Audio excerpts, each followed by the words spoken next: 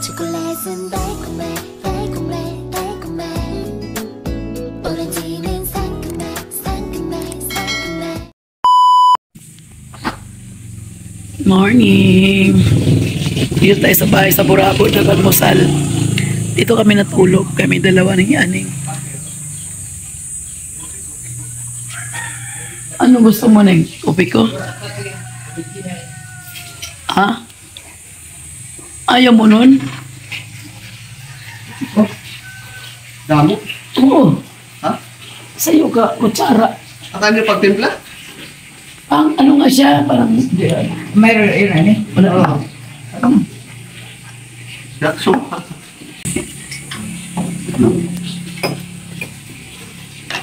Dapat ano lang. Wala ko yan tuwan. Isang kutsara. Walang langasa. Galing pa ibang bansa yun. Ang balik ko.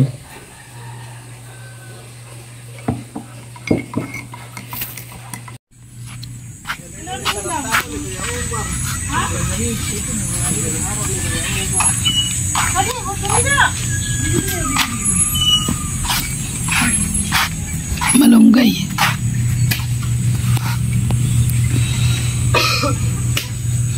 Ay, baka malalakas sa ay, nandikit!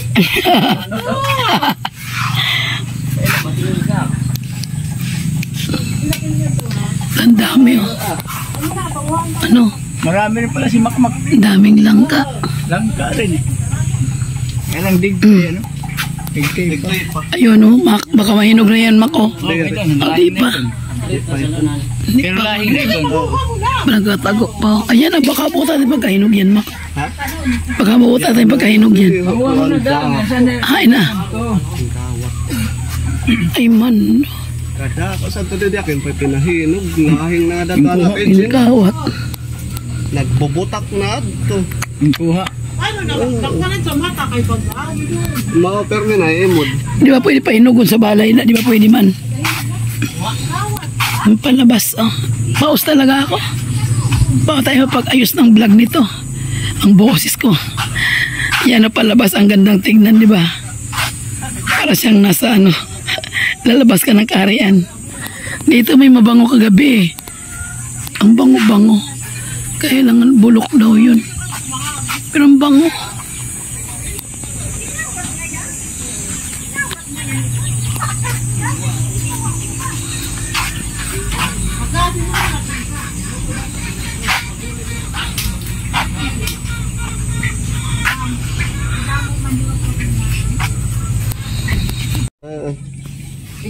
Ang dami malunggay.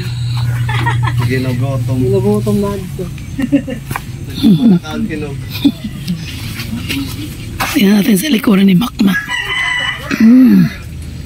Maluwag. Saan makabayan dito? Ayun. Banda doon pala yung bahay. Itong daan na to doon. Pag ganun. Kaya pala kabataan lahat maraming dumadaan dito sa lugar na to. Eh parang wala namang tao rito. Nasa likuran pala. Ito yung mga wildflowers na to. Ang gaganda. Ang ganda ngayon. Yung violet na yan, di ba ang ganda? Ikot tayo nga dito. Pasyal tayo. May mga tanim pala. Kasaba, mais. O yung mais ang galing. Mga baba pa lang eh. May mga ano na. May mga tag dito. Ayan o. Ayan o. May mga ano na siya. Nakita ba? Ayan o. May mga bunga na siya. Mababa pa lang siya. May mga bunga na. Ayan o. May mga bunga. Magkatabi. Pwede magkatabi pala yung ano. Tapos magkatabi itong ano, mais saka yung kasaba. Ang dami.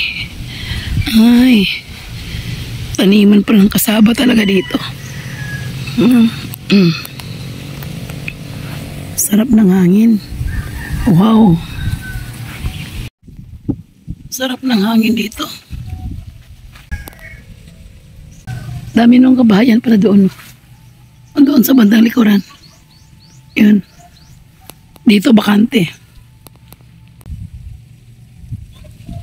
Sarap tumambay. Presko. Yung boses ko talaga. Wala na.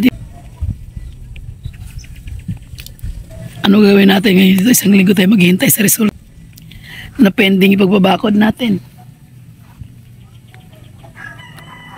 Oo, may mga bunga rin yun. Ano? May mga bunga rin yung saging.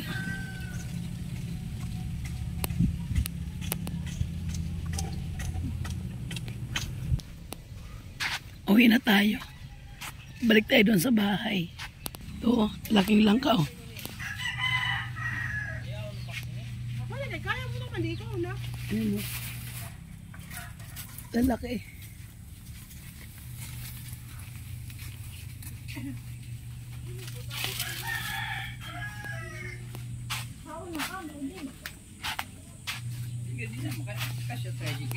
Hindi. Hindi. Doon pa. Sinagad pa doon. Hindi. Motor lang talaga. Dapat man lang. Sasakyan ano yung dapat lang kahit one way na sasakyan. Makitid masyado yung daan eh. Oo. Tricycle, kaya sasakyan. One way na sasakyan.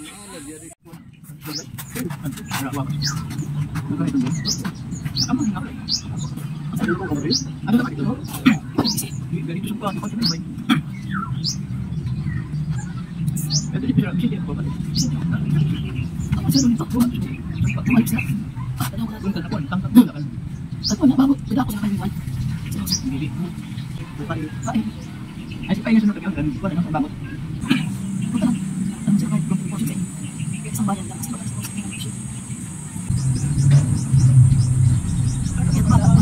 sa contest. Amin din. Ano ba business? Isa ka pas mo. Ano yan? Ayun.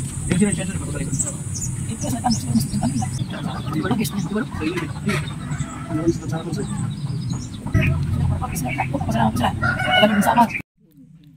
tinan mo ang sili rito. O, tinan mo. Maliit lang to pero super anghang yan. Ayan o. Napakaanghang. Liit lang. Parang botel nga lang ng palay. O, marami siyang bulaklak. Marami siyang bunga na hilaw. Boses ko. Inubos na kamo namin yung inubos ng kapatid ko to. Inuwi sa Manila. Inuwi sa Bulacan. Ilagay sa bote na ano. Yung plastic na bote ng soft drinks nilagay.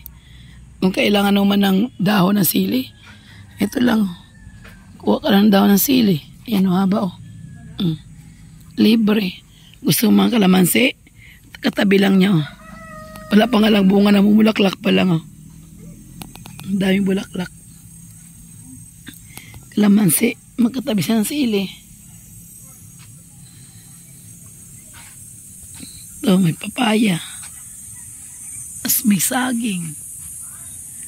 Doon sa kaliwa, langka.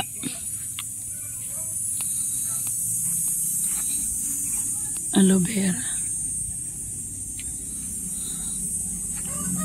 Yun o, kaibahan sa probinsya talaga oh. Pwede ka magtanim-tanim sa paligid. Iyon, kaalis lang ng saging oh. Yan oh. Katanggalan na ng saging. At si uncle mo. Ito. Pasok tayo muna. Ang aking boses. Ano ito? Wala na dyan. Wala na. Ito na to. Dito ba tilagay? Alis na naman kami. Punta namin sa kabila. Walang payong. Gamit ng pamangkin ko. Mak! Natungo na kami. Sige. Alis na naman tayo. Pa yung ano.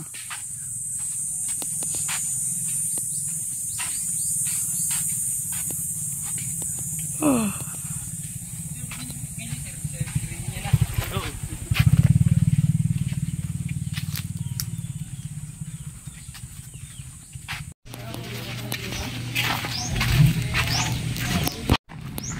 Tricycle.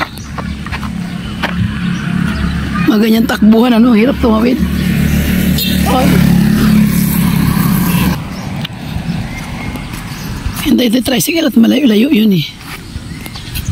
Wala ko na. Bispandong ko na. Hindi kami nakatiis. Sumakay kami ng sakyan. Napakainit kasi. Wala kaming payong na maos lang. Ala, sino yan? Sino yan? Masampo kung ano. Buo yung pera mo. Okay. Okay.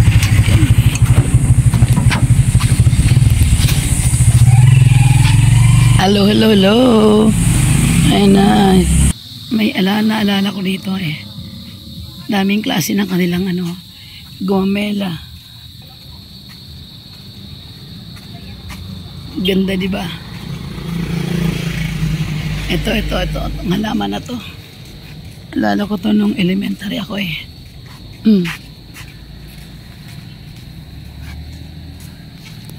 Kukuha tayo.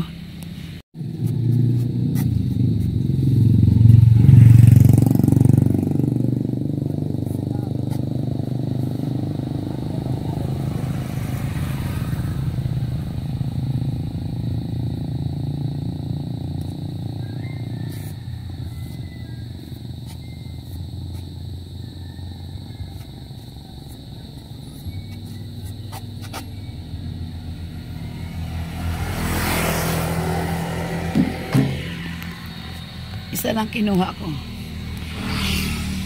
Kay Manay lang. Gusto ko siya may ano sa flower base niya.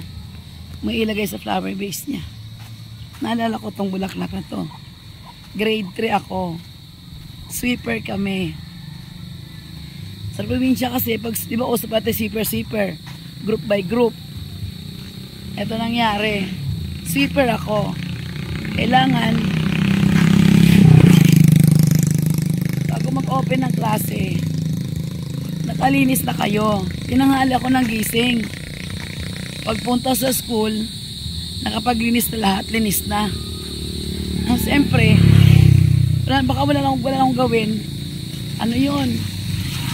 I-report nila ako na wala akong ginawa na dahil na linis na. Siyempre, elementary, takot ka pa. Ang ginawa ko, sabi ko, kukuha na ako ng bulaklak ng flower base. Wala, pinagkaisa nila ako. Hindi, wag na, ganun. Hindi ka nakasali, hindi ka napag-sweeper. Ang iyak ko talaga. Pero bago ako naman umuwi, kumuha talaga ako ng ganito. Ito nalala ko na ganito kasi ang bulaklak dito kasi, kung saan lang mayroon marami sa gilid-gilid. Pwede kumuha ng fresh na bulaklak araw-araw. Sa iba-ibang, nahingi lang naman eh. Alam ko ito ang kinuha kong bulaklak kasi itong marami bulaklak eh. Kumuha ko ng 3 nito at saka isang yellow bell. Alam mo parang nireject nila, uyak. Ako nang iyak, subo ko sa nanay ko. Pero ganoon naman talaga sa elementary. Wala naman, ano naman nangyari. Oo. Yan, ilagay mo sa ano mo. Flower base. Kasi yung bulaklak mo, 2 lang, di ba? Yan, para may maiba. Oo. Ilagay niyo sa flower base niya. Ganda oh. Parang plastic pero tunay yan. Tunay yan.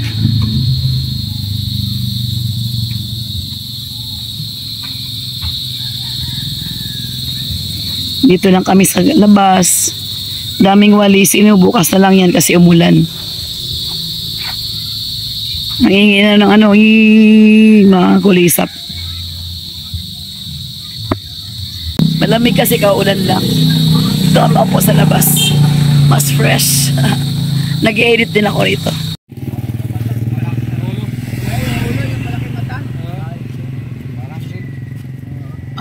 Walang iba. Laki ng mata oh.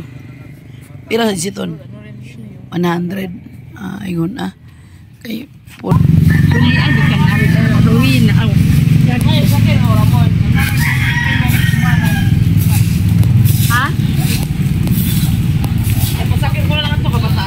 Ang ganda ng ganyan oh. Yan ang miss ko niyan, ganyan. May tunog-tunog pa no. Ganda magsiga talaga paghapon dito. Yay! Di may ano sila, may ano na apoy na. Yun ako nag-apoy na. May usok.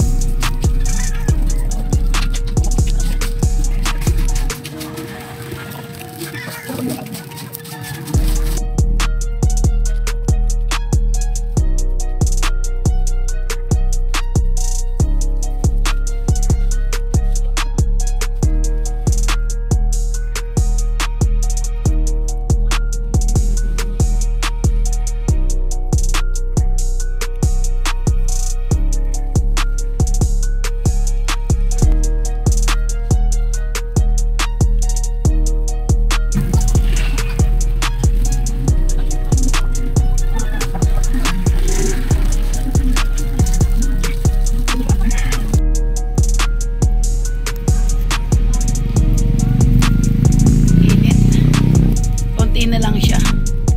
Ayan, konti lang apoy. Wala na oh. Uling na lang siya. Ang dami nun kanina.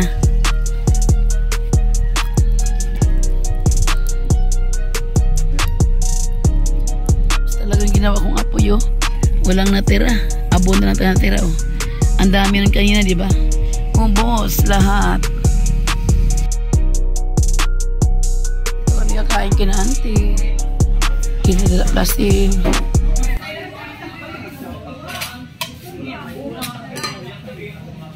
Andiyan ba si Aning? Iyan, imo. Yan, naghumba tayo. Ando nakuha na si Anay. Iyan, Aning. Tinola. Tinola is the best. May ano ka manghang? Punta sila lahat. Anak palang may iwan. Sige naman, Nay. Hello, baby girl. Hello, how are you, baby girl? Dito ako nag-edit. Maliwanag yung street light sa taas, oh. Kaya dito ako nag-edit. Tapos mahangin dito. Ito may kasabang batang makulit. Kaya mamaya mag-edit ako maayos. Magulat na itong batang ito, makulit. Yan. Ito gatambay paggabi kasi maliwanag yung street light. Tapos, hindi masyado maingay. Yan lang, konting mga dumadaan na mga sasakyan. Okay lang. Masarap ito mag-edit. Ano oras na ng gabi ngayon? 8:10 na ngayon. Sa labas pa ako. Tahimik kasi rito eh. Masarap lang. Nako, maglalakad ako. Mag-isa lang. Maglalakad-lakad tayo dito. Nako, baka maano ng mama aking camera. Huwag naman sana. Baka may makapansin sa camera ko ah. Sarap maglakad-lakad dito talaga. Nalang dito lang. Balik na tayo. Baka mabundol yung ating camera doon. Yan. May isang dumadaan. Nasakyan. Ay, nako. Ang sarap. Ang amoy ng hangin. Ang ganda. Ang ganda, ang bango.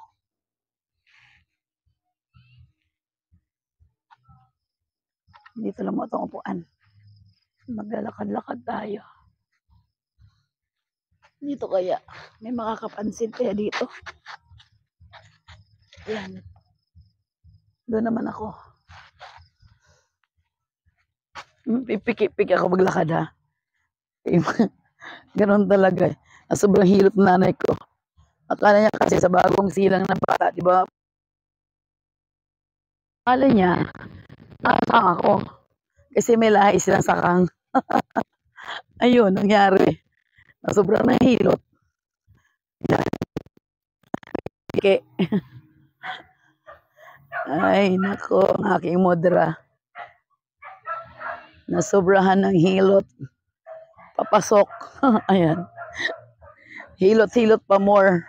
Kaya kayo may mga baby, huwag yung hilutin masyado mapasok yung tuhod ng anak nyo. Dahil normal lang yung sakang. Hindi man taga masakang yan paglaki niyan eh. Kasi o ano rin yan, unat. Kaya tuloy ako, tinan mo. Peke is life.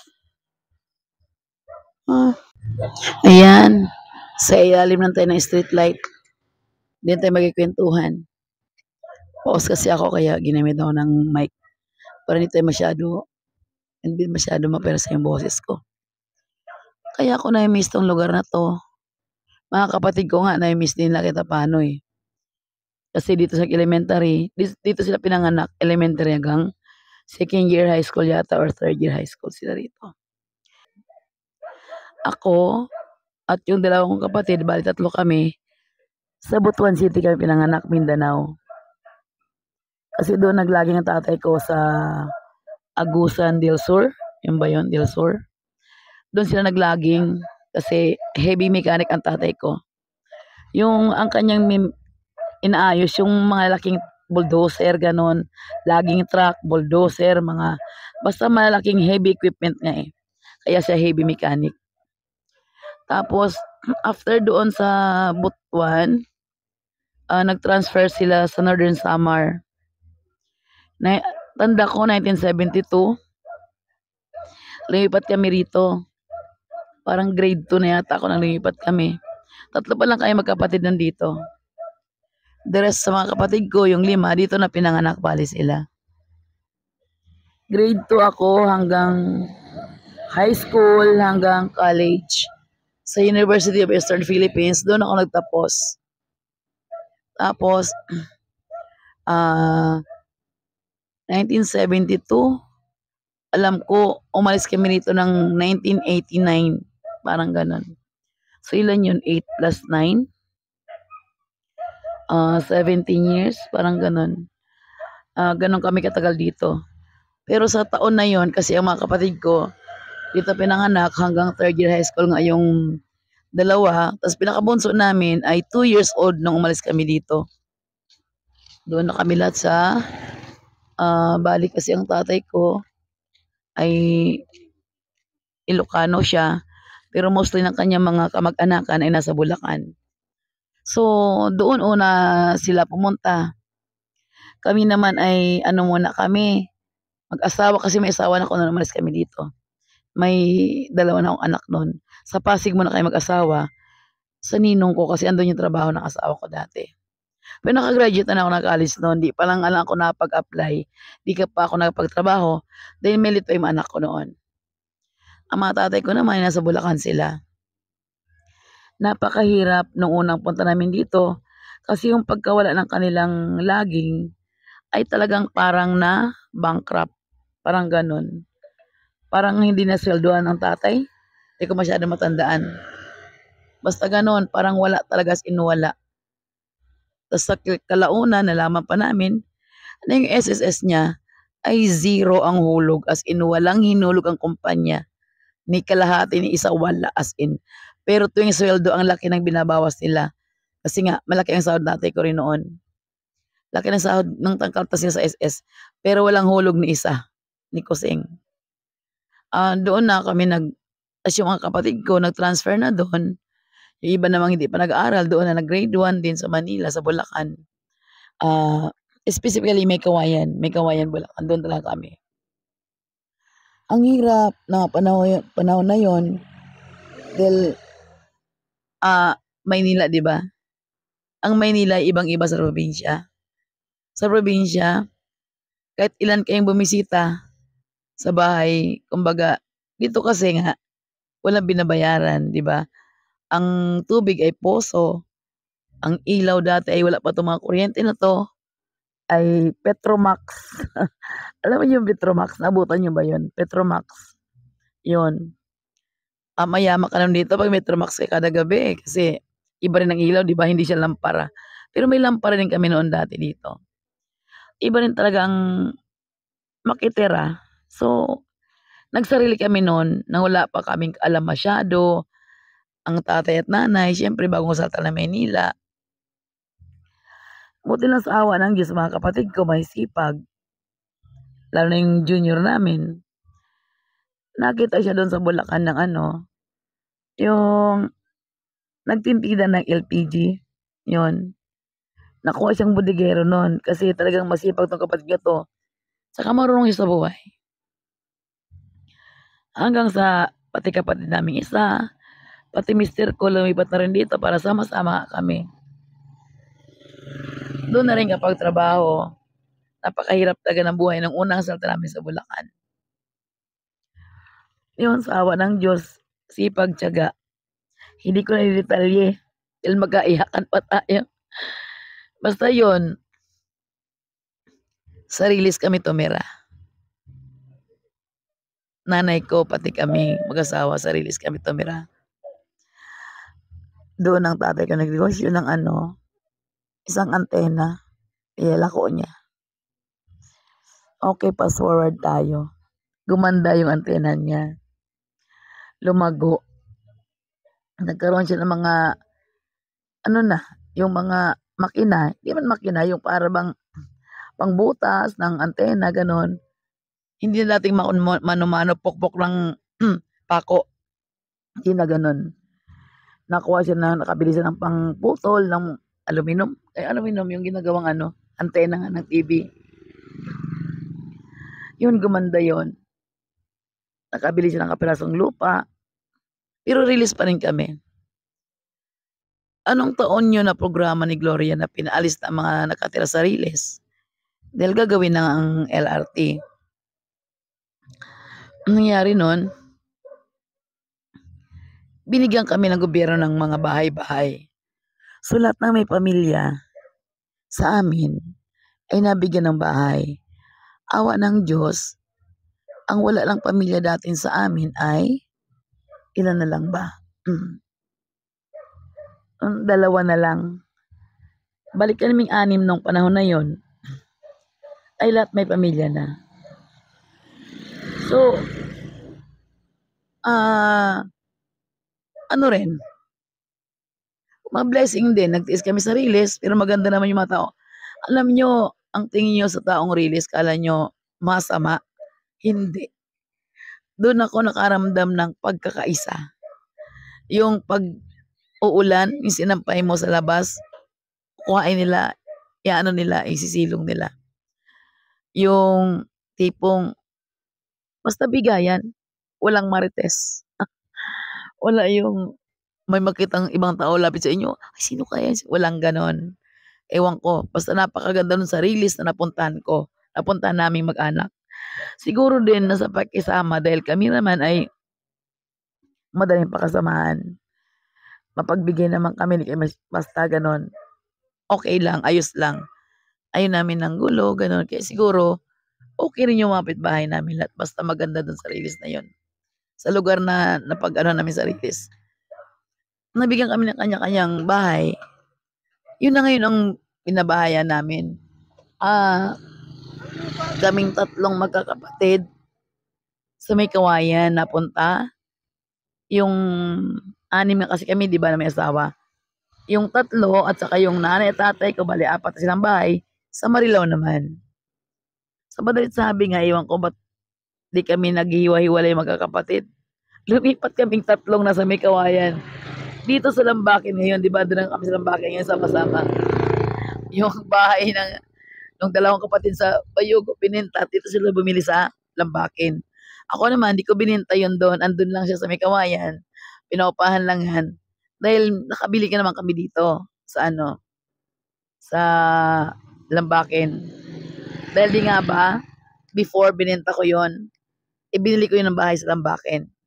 Tapos nang ibalik sa akin yung bahay, binili ko ulit. Kaya yun, may bahay pa rin ako doon. May bahay din ako dito sa Marilao, sa Lambakin. Yun ang kwento kung bakit nagkaganon-ganon ang kabuhayan, ang buhay, from Butuan to Samar to Bulacan. Kinento ko lang kung bakit mahal na mahal namin ang lugar nito. Kasi nakita niyo man, di ba? Nature. Lahat organic. Lahat fresh. Ako na lang yata hindi fresh eh.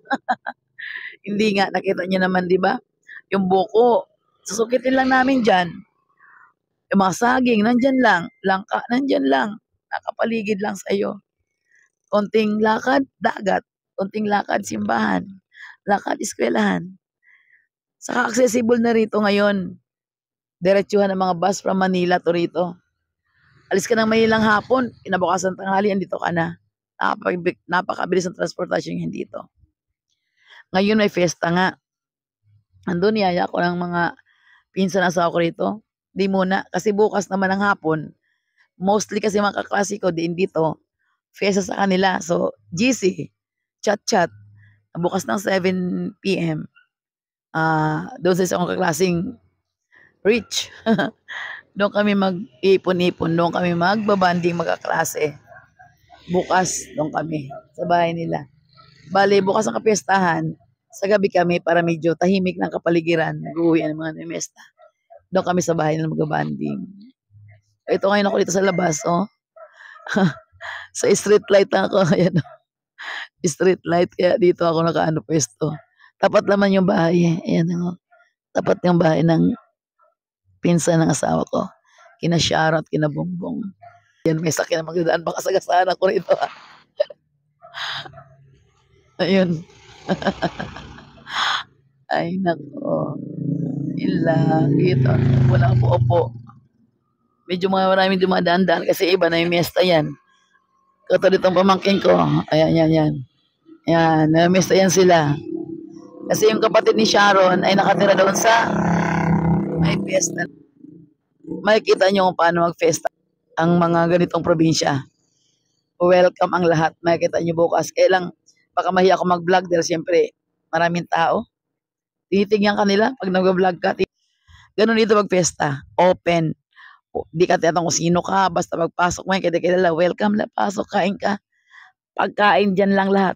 Kung anong gusto mo kain ka. Huwag ka lang mag-uwi. Hindi. Meron naman, pag kilala ka, pinapauwian ka, ganon. Pero siyempre, pag kasama ka lang ng kakilala, huwag naman. Kumain ka lang gusto mo. Diyan, parang wala namang ganon.